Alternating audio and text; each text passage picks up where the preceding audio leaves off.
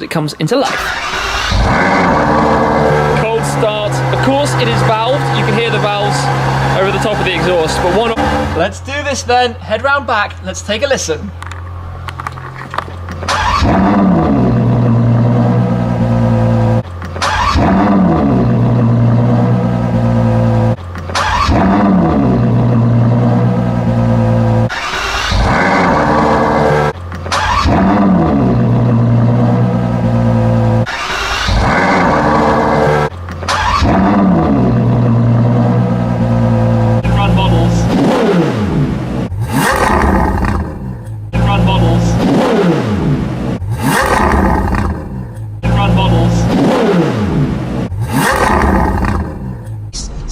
Shifting some gears where they get so sharp, it just sounds insane. The rawness of the V12, in fact how much it's very, very quickly.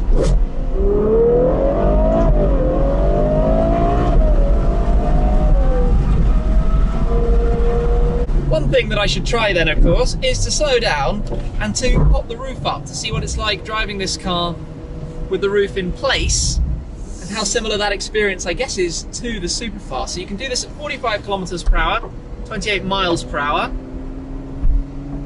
Wait for it, I think it takes 14 seconds to do the roof, windows up as well. Give us some beat. Now, you know what? I don't think you would know if you were in the GTS or the Superfast right now from this. Still hear a remarkable amount of the noise inside the car. And, you know, one of the best bits, you can put down the rear window. So then you can have the noise even if it's raining. Oh, wow. Do you know what? Even if you never want to put the roof down, that's worth it alone.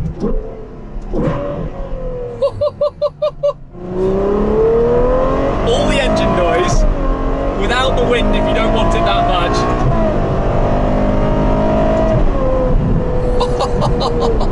That's just awesome.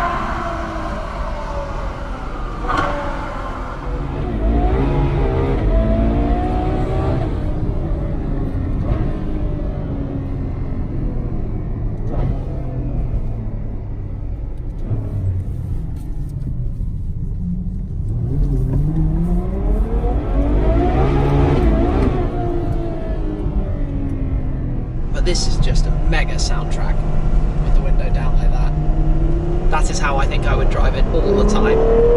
And then when it's a sunny day,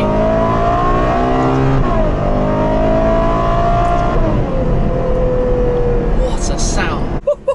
Just awesome. As driving experiences go, this car is mega. I mean, the Superfast, yes, it's a little bit more practical. It has a little bit more luggage space. It came pre-OPF, which means you do get a little bit more noise out of the exhaust as well.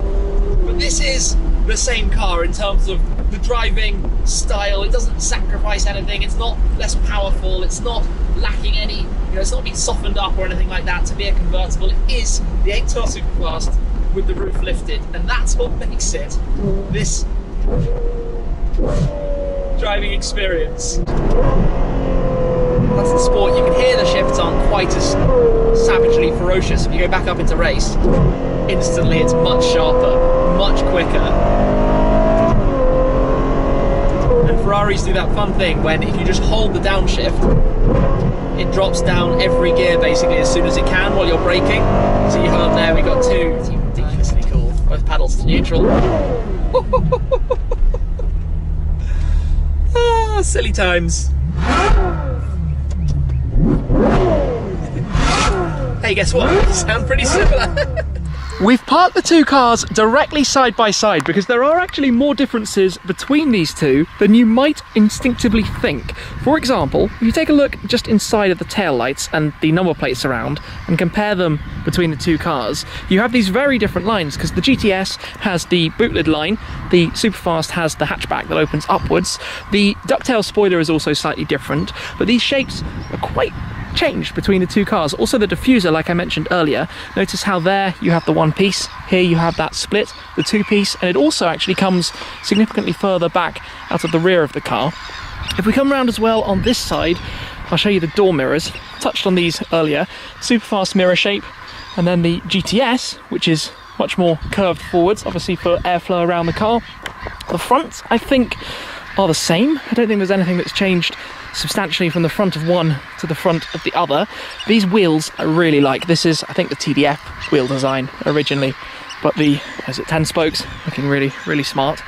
And yes, obviously the main difference when it comes to the rear deck lid, how you've gone from having the glass hatch and the luggage space to this rear deck lid, flat rear deck lid, but with these buttresses, more familiar from the likes of the mid-engine supercars. And then in this car we have the upgraded seats. Obviously the carbon backed, you can see, but very, very firm seats. I'm generally a bigger fan of the ones that we have in the Superfast, which are the regular, more kind of comfort spec seats. But yes, fascinating to see the two of these side by side, to get to see all of the details and the differences between them. I'm not sure if it sits any taller with the roofline as well, often with cars, because of the extra strengthening that has to come into the to the windscreen surround A-pillars. Talking of which, look at these built-in little flicks for air flow over the top of the car, almost a bit of a deflector that's been installed just over the top of those. Small changes, really, really interesting. See the mirrors as well when I'm around the side of the car and how they're shaped so differently. So it is not literally a case of taking off the roof. A lot more has had to go into this, I'm sure, also under the skin as well, with the various technologies, controls, and just making sure everything's fully refined for the different characteristics and different setup of the car. But they do look good together, I'm not gonna lie. This thing is a stunning, stunning, stunning car, and a great driving experience as well. What an epic thing. We're back in the car then, we're gonna head out, it's now raining. Let's get the start up of the Superfast. Yes, now the GTS. Yes, now the GTS. Yes, now the GTS. V12